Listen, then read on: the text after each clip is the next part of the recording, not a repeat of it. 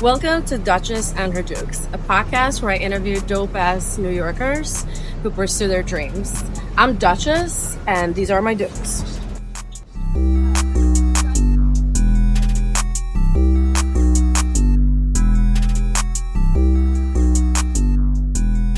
Have you always been an artist, man? Yes, I think so. I don't know. My mom sends me pictures of me painting rocks when I was like a little kid, and other things. So yes. Painting. Okay, and how did you get into tech?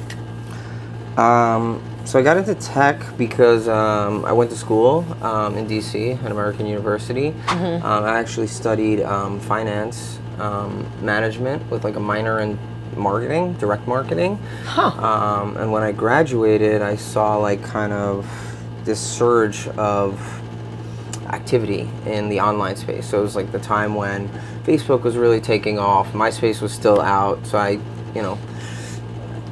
evaluated finance. I saw what it would take to kind of be in the finance industry, and that wasn't something I wanted to do. I would much rather do something a little more interesting, hands-on, less hours.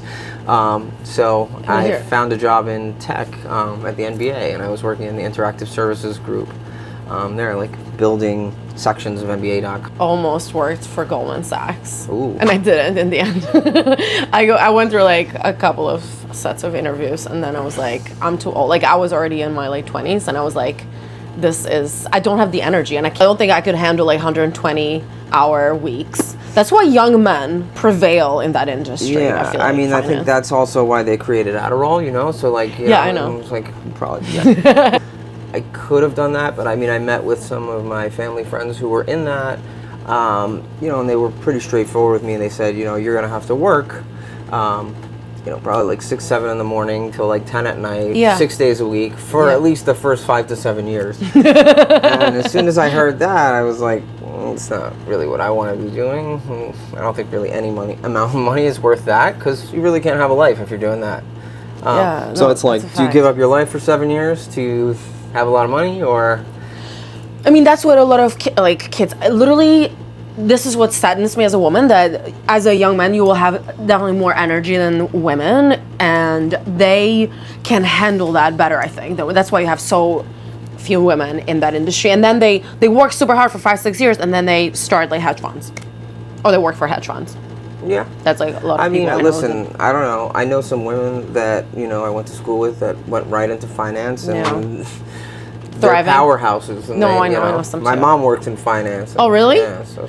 By the way, your mom got married. I didn't realize that. We're talking about your parents recently, last week. Yeah, mazel tov. Remarried. Right. Speaking of time management, like, I know you do so much. You have been working in tech like full time until recently. I think you're like in and out, and then you make art, and then you make music, and you almost started a cult. So no, that's an aspiration, That's also something I'm really curious about. Like, what?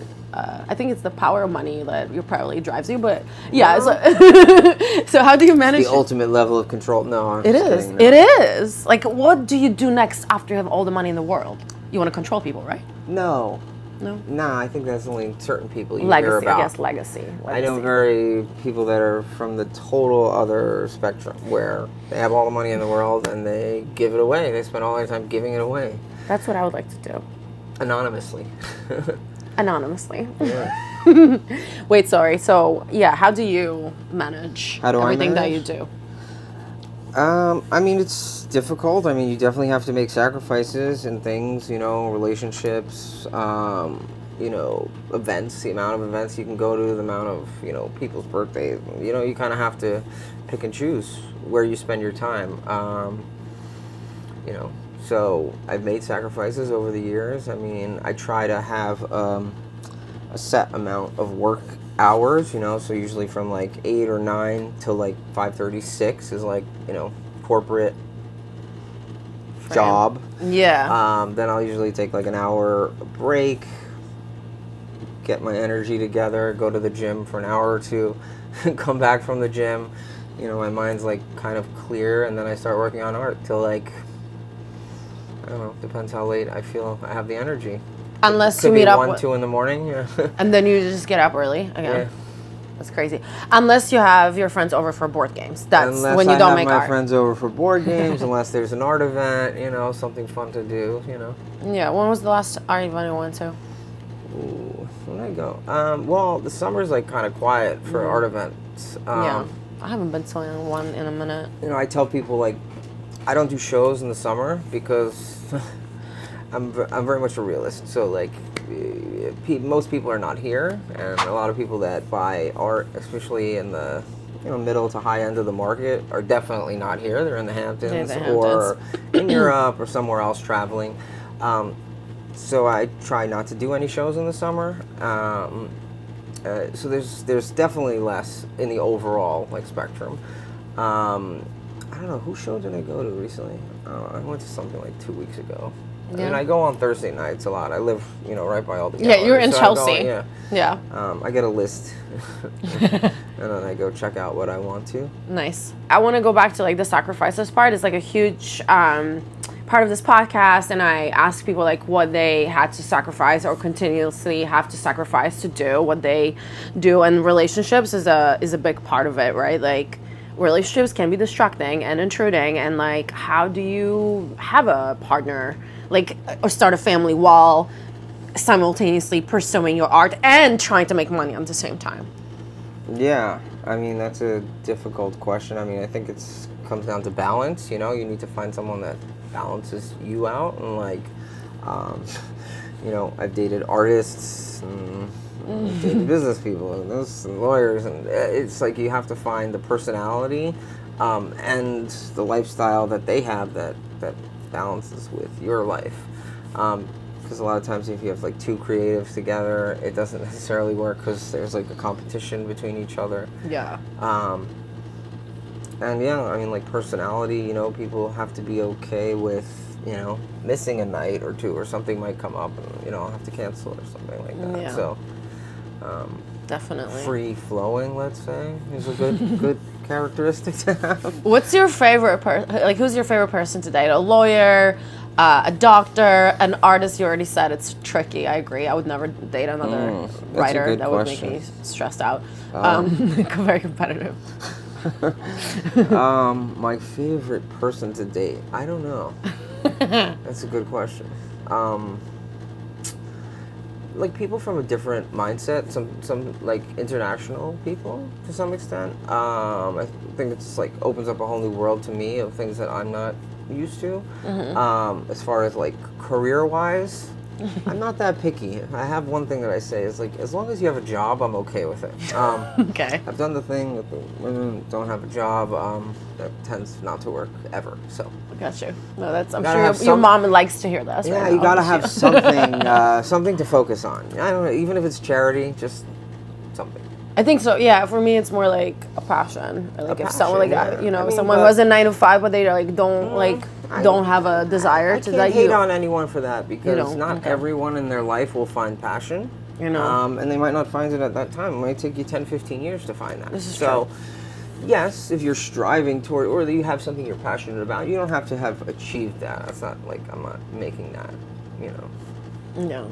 Do you feel like you've achieved or are achieving what you had anticipated you would be achieving in the art world?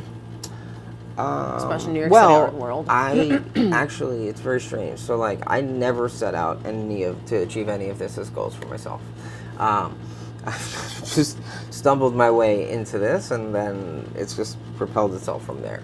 And after a few years, then I was like, okay, now I want to move from this to that to, expanding more so.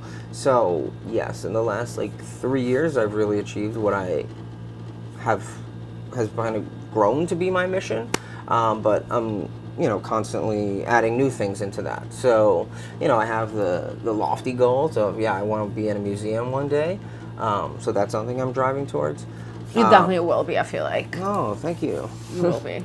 I have no doubt. I mean, I'm working on it. It takes years. I mean, I'm literally, it's like sometimes your whole life, right? Like, and in the art world, like, even at my age, I'm very young for the art world and like that. So it's, Well, you look like you're 25. I might be. We'll leave that question out of the set of questions. No, That's really cool. Do you feel like this is maybe like something you don't want to talk about publicly, but do you feel like your art, you sell your art in this like upper echelon like prices, or like where are you said middle class to upper class earlier in the Hamptons, like, or is that what you Yeah, meant? like no, I was saying the people that are traveling. Yeah, I mean, I would Yeah. think from my art, I mean, it spans. So, I mean, I'm definitely not at like the entry level collector Sure. for, you know, I'm not selling anywhere $1,000 or less. I mean, it starts at a couple thousand, let's say. Okay. Even for like a print. Wow. Yeah, that's awesome. And, you know, limited edition. I mean, pieces take me a long time, so they could take on the low, like not a low end cost, but like a low end like time estimate, a month or 6 weeks to 6 months. So Yeah. Wow. yeah. 6 months for one piece. Yeah. And then, like, do you like only work on one piece during that time, like nothing Yeah, else? pretty much. Yeah. Yeah, it's a long time. That's crazy. Yeah, I so- mean, that's like for a book is like it's taking me like 4 years now, like to finish. But this is different because like Yeah, you're I mean, not doing it like in a way you're selling it, right? So you're making it for someone else, which is interesting. I feel like. Yeah, I mean, it's not always being made for someone else, so I would say like 25% of my work is like commissions and being made for someone else 25%, directly, and like 75% is just ideas that I have, and then you know, I put it out there and I hope that it vibes with someone and they like it. Tell me about this piece that you bought. You said this was the first ever piece of art that you purchased, Murakami, and Yeah, he's that, also obviously your favorite, one of your favorites. That pink mushroom bomb. Yeah. Yeah, I was just like, had first started working, and I was working at the NBA, and you know, I was doing like spending a lot of time on the computer because my job was on the computer, and you know, just reading a lot of the blogs that people read, and I just came across Murakami's work, and this was like before he collaborated with Louis Vuitton or like did the stuff with Kanye, like way before all of that. And I know I just saw his work and it like spoke to me. That piece is actually, I always forget where he grew up.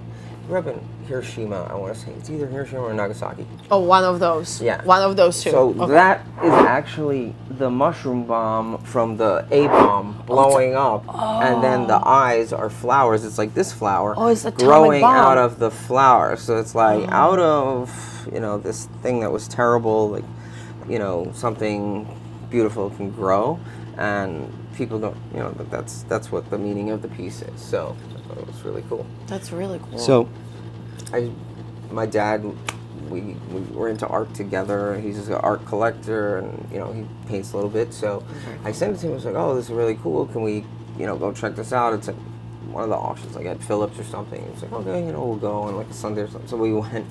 My dad gave me the paddle, and he was like, That's my "If you dream. want I can't it," wait to he do goes, this. "If you in want life. it, you know, you gotta raise the paddle." I didn't know what I was doing. I was like 20 years old, so I was like, "Okay." Oh my god. And it came up, and he was like, I ended up winning it. Oh wow. Yeah. You so- won the bed. That's so cool. Yeah, I thought he was going to take it to his house, but then he was like, "No, it's for you." So Amazing. yeah, so it's been here now like probably like 18, 19, 20 years maybe, something like that. I bought it, 19. Wow. Wait, so what's your other favorite piece of art here, besides yours? I really like that one. I don't know if the camera can capture it above the pink skull. Oh yeah, actually that's what I was gonna say. So Oh, really? that one I really like a lot. It's a friend of mine. His name is King Saladin. I bought this also when he was not very well known. Now he's really big. He's from Philly. Very cool. He's done a lot of collaborations. He actually did this, and then he has like a bear that he's known for. And I think I know who you're talking. you Exactly what you're definitely talking see- about. he's pretty big now. So It's awesome.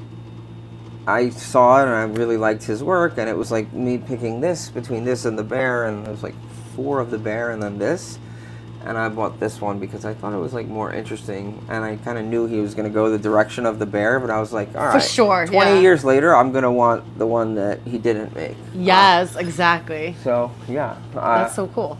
I really like that, and I like the one that's below it. This is like from this artist Denial.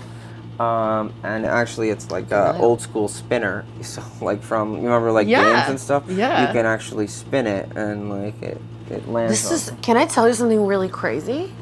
I had a dream about spinning like last night. This is so crazy. Like literally. Yeah. This is so weird. Wait, I literally. Didn't you spin it the other day? Did I? No. Yeah, I think you might have. No, I definitely didn't. You didn't? I didn't. That's I might so have. weird. I might have. That's so crazy.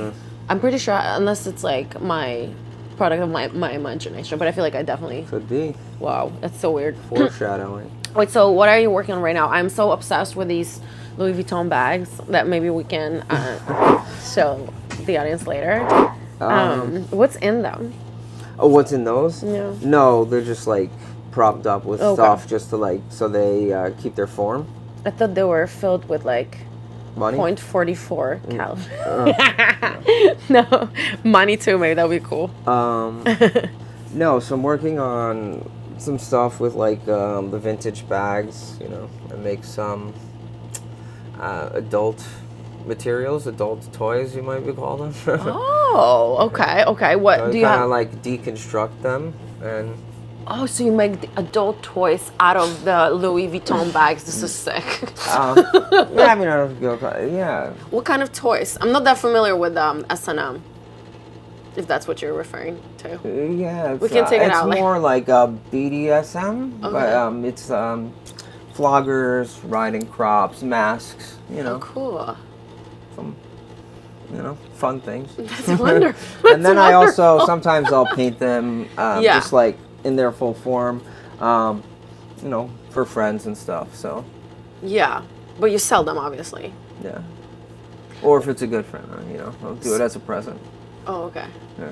Going back to your work, well, I feel like everything is connected. In my mind, like, everything is connected because things like that also inform how you create, right? What are you working on right now?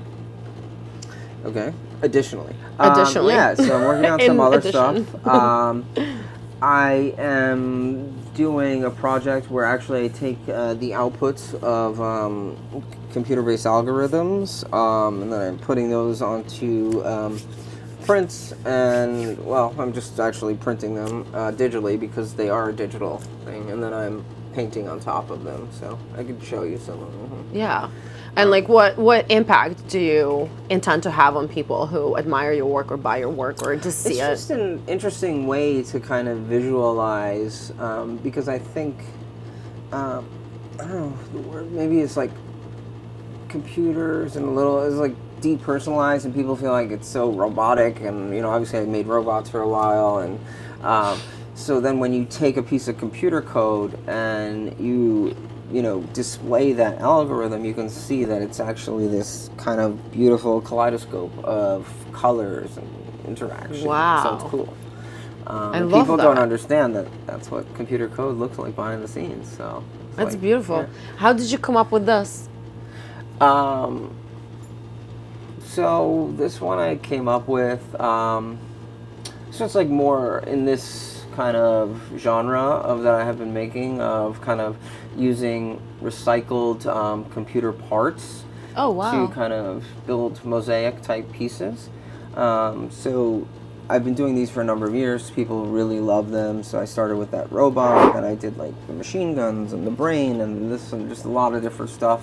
And I wanted to kind of bring it back to people, like in the, you know, what I actually made. So I don't know, I had this idea for two pretty girls that were kind of robotic. That's really beautiful. know, I've seen this, I and think. then, I wanted to do something cool with, because when you get a lot of the parts, there's a lot of chips and stuff, right? But then there's tremendous amount of wires inside of a computer. So I was like, what can I do with a wire? So I was like, okay, the hair can be kind of cool. Yeah. So yeah, that's kind of how it came together. That's really beautiful. I like how it's all connected to technology as well, Yeah. and like. And then your they're all like sound reactive, and they light up. So Yeah. put it on, That's kind right. of It's change. Beautiful. And what's up with your brand? I know you started, or maybe you've been doing this for a minute. The Katzby brand. Yeah, so I mean, I figure it's like the natural progression for an artist is that, you know, let's see like many big pop artists or, you know, contemporary artists is like, you know, there's only so much work you can make, right? As you're doing large scale Right. pieces like this. But a lot of people, you know, I don't want to keep my work exclusive to the people that can afford to buy a $6,000 to $50,000 piece. So I have a lot of friends that can't, but I don't want to exclude them from owning a piece of my work. So I was like, all right, let me do something. And I always wanted to do that anyway. Like, I like design, I like clothes. I worked in jewelry design and like this is hobby kind of stuff. So I was like, I want to start doing, you know, some clothing, and this nickname kind of evolved over time. Katzby. Katzby. Some article like that Ben Katz, the Great Gatsby. Yeah. Katzby, get it? Yeah. Someone wrote an article one time, and it was the Great Katzby. So then I kind of ran with it. So someone else came up with it, and then you just ran with it. Yeah, they actually came up with it. I hope that, yeah. There's I don't really love Broadway. It's not my cup of tea, but my mom was visiting. We went to see The Great Gatsby, and Broadway was actually pretty good. Yeah. When I was younger, it was one of my. I mean, I love the movie, so I don't know. I People love the might book. get mad that I say that, but I love it. I don't know. I love the book. Yeah. So how do you pick your pieces? Because I know it's not manufactured. It's literally vintage designer clothes with like your logo. So I'm trying to do something interesting. That, like, you know, I'm a big believer in having things be very unique, like kind of one-of-one, like, you know, pieces. Obviously, that's a trend in the market, but I like that as well. So, at least for the initial kind of launch, and then I'm also passionate about a lot of charitable causes and like raising money, making people aware of things with the environment and different stuff. So, you know, there's a tremendous amount of clothing waste that happens in this country, and it's amazing to see what people, you know, just throw out or donate or give away. And literally children in India and Bangladesh work on that, on like Nike shoes. Yeah, and I mean, for some of the stuff, I mean, it doesn't even make it to another country. It just goes into landfills. Really? Yeah, like tons of clothing, like so much. And like, What? you know, I had no idea. Certain companies are more responsible for that than others. But I think there's so much amazing, you know, vintage pieces out there that if you kind of know where to look, you can find some really cool stuff. So I started collecting like vintage stuff. So I love like old Christian Dior, like trench coats and just cool stuff. And I started buying a lot of that, and then Christian Dior. Yeah, I like hand embellished them, and well, it started because I did a project with Members Only, you know, the jacket company, for Fashion Week like 2 years ago. Oh, so they fun. gave me a bunch of the jackets, and I painted them and did other stuff on them, and then we gifted them to like the VIPs at the event. So from there, I was like, okay, this is cool, because everyone was a little different. I painted everyone by hand. So, and I was like, let me do this across different brands, and then is this for sale? It will be soon. I'm like working out the charitable aspects. I want to do like 50% of the sale will go to charity. Oh, so, awesome! Yeah. I love that. Any particular charities that you? Well, I'm trying to find a good charity that helps with like clothing waste, or maybe even clothing people in the third world, or something like that. So if anyone knows anyone, please reach out and let me know. Charities that deal with clothing waste. Or helping to clothe people in other countries that can't afford clothing, things like that. I mean, something like that. You know, this shoe brand, oh my God. I know there's one that's helping to build factories in like some third world countries. So there was this one brand, same with Warby Parker just glasses.